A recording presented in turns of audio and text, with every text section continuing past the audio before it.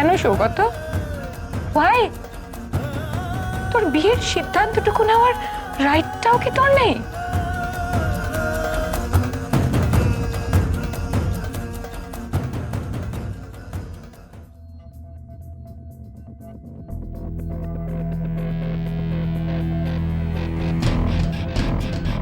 এই কথাটা জানতে চাও রাইট নিশ্চয়ই আমার আছে আলো। বলো তো, তুমি কেন এই বিয়েটা চাইছো না? আশা করি সত্যি কথা বলবে এবার। কি হচ্ছে নাকি সৌরভ? এভাবে কথা বলছিস কেন? এমন ভাব দেখাচ্ছিস যেন আলো আদিনাথ বাবুর কোনো গোপন খবর জানে, তাই বিয়েটা চাইছে না। আলো, এবার বোধহয় তোমার মুখ বুজে থাকাটা আর সাজে না। বলে ফেলো,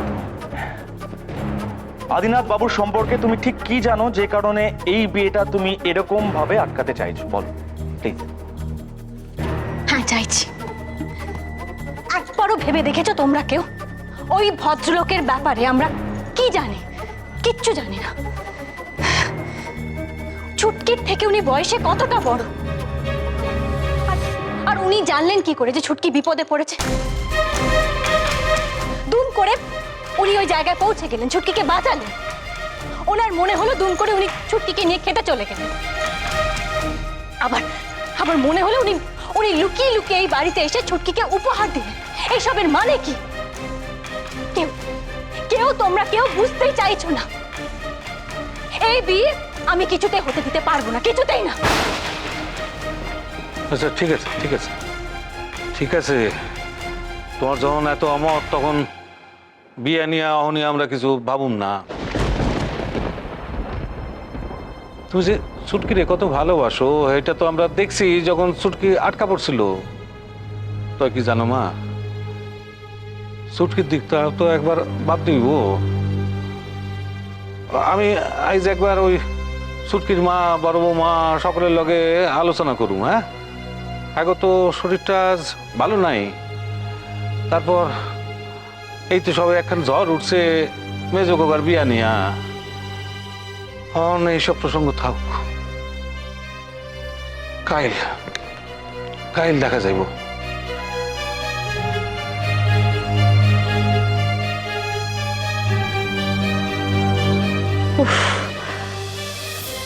আর ভাল লাগছে না। কত কি যে কাণ্ড ঘটবে বাড়িতে কে জানে। সহ্য। এ কি ছুটকি, তুই এখানে দাঁড়িয়ে দাঁড়িয়ে কি করছিস? তুই কি দেখছিস ওরকম ভাবে? কি হয়েছে? এ বাড়িতে আমার ইমোশনের কোনো জায়গা নেই, তাই না? কি বকছিস তুই?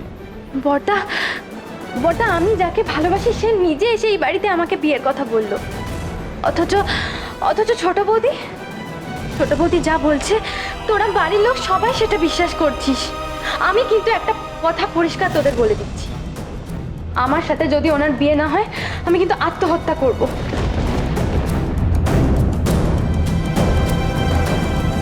আমি ওনাকে ভালোবাসি। এটা তোমার মনের ভুল।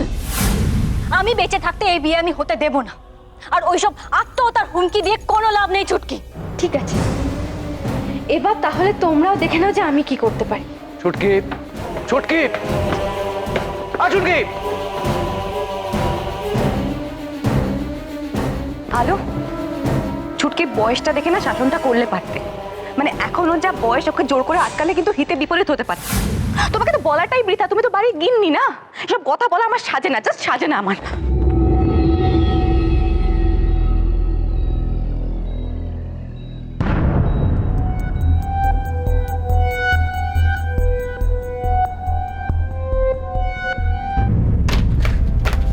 ছুটকি, ছুটকি, ছুটকি, ছুটকি, দরজা বন্ধ। কি হচ্ছে এটা? কি হচ্ছে নাকি এটা? বড়দা, আমি ঠিকই বলেছি। আমার ইমোশনটা কেউ দেখে নাই বাড়িতে। দেখ তুই, মেজদা কাউকে কিছু না জানিয়ে বিয়ে করে চলে এলো, কেউ কিচ্ছু বললো না। ছোট বৌদিকে ইচ্ছের মা সাজিয়ে নিয়ে এলো। সবাই সবকিছু জানার পরেও কিছু বলে না, মেনে নিল। শুধু আমার ব্যাপারে সবাই চোখ বন্ধ করে থাকে। আস্তে পাগলামোটা বন্ধ কর ছুটকি, আস্তে কথা বল। দেখ ছুটকি, তুই আমাদের ছোট বোন, তোর বিয়েটা তো যাত্রার সঙ্গে দেওয়া যায় না। না, তাছাড়া আদিনাথ বাবুর সঙ্গে তোর বয়সে অনেকটা ফারাক আছে। আমরা ওকে খুব একটা ভালোভাবে চিনি না, জানি না, ওনার সম্পর্কে কিছুই জানি না, তুইও সেভাবে জানিস না। বটা বটা প্লিজ তোরা চুপ কর। সবাই আমাকে যুক্তি দিয়ে বোঝানোর চেষ্টা করছে। কই এবারে ছেলেদের ব্যাপারে তো কোনো যুক্তি খাটে না।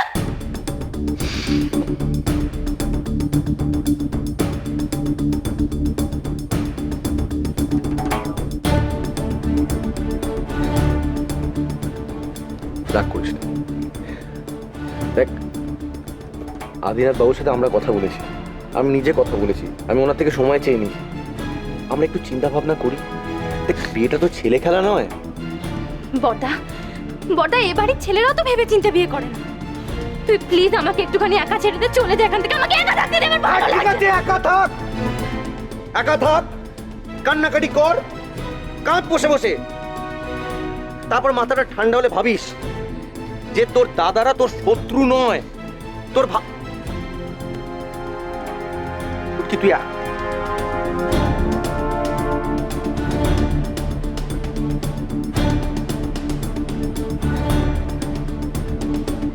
দরজাটা যেন বন্ধ না হয়, বারণ করে গেলাম এটা।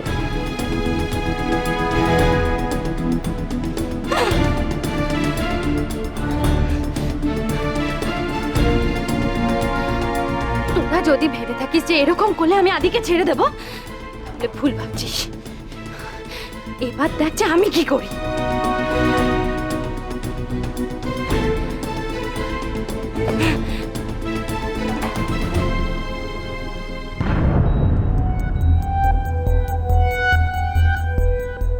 দোহাই তোমার,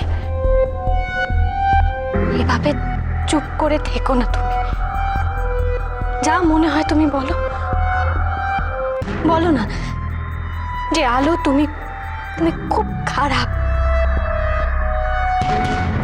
তোমাকে আমার স্ত্রী বলতে ঘেন্না হচ্ছে, আমার চোখের সামনে থেকে সরে যাও। তুমি বলো, যা মনে হয় তুমি বলো, চুপ করে থেকো না, আর এভাবে তাকিয়ে থেকো না আমার দিকে।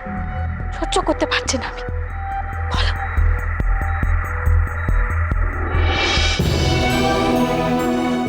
আলো, আর কিছু বলবো না আমি তোমাকে, যতক্ষণ না পর্যন্ত তুমি নিজে তোমার মনের সমস্ত কথা আমাকে বলছো। আমি জিজ্ঞাসা করব না যে তুমি কি লুকোচ্ছ। আদিনাথের সঙ্গে তোমার সম্পর্কটা ঠিক কি আমি জানতেও চাইব না। বিশ্বাস কর,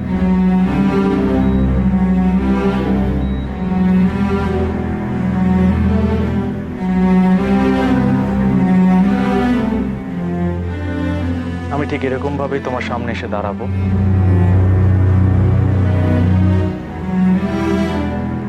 এরকম ভাবেই তোমার দিকে তাকাবো, তাকিয়ে দেখবো তুমি ঠিক কতটা দূরে সরে গেছো আমার থেকে।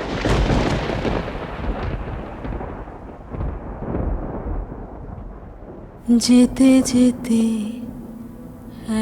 একলা পথে নিবেছে মোর বাতি, ঝড় এসেছে ওরে ওরে, ঝড় এসেছে ওরে, এবার ঝড়কে পেলেম সাথী। যেতে যেতে একলা পথে নিবেছে মোর বাতি।